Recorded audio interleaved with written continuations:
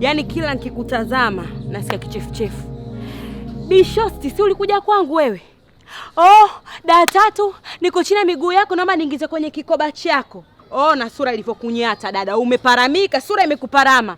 Unachojua wewe ni kuritachi nywele zako. Kuripei madeni anza kanuni. Usinishangae, nimesoma mimi na ndio maana na uwezo kukimudu kikoba changu nikakiendesha ipasavyo. Nipatie pesa yangu. Daa 3, naomba nivumilie japo kidogo, nitakutafutia hela yako nitakupa. Sasa maisha ni magumu, mimi unaelewa kila kitu. Ati na 3 maisha ni magumu, sasa hivi sina napata wapi hela wewe? Naomba nivumilie. Kwanza huo mwili wako ulivyo mdogo wewe nitakujia juu wewe nikupasue. Nilikuwa naelewa Daa 3 kama kikoba kinahitaji marejesho, nitarudisha, nivumilie. Ndio unasema huna hela, usokuwa na hela wewe. Umefanya manicure, sijui anaita, sijui pedicure, umeweka kucha za mikononi na kucha za miguuni. Sasa nasemaje? Utaitii sheria bila shuruti, shoga yangu. Upo? Tulia. Hii nini iPhone hii? Sogea hapa. Potea. Potea!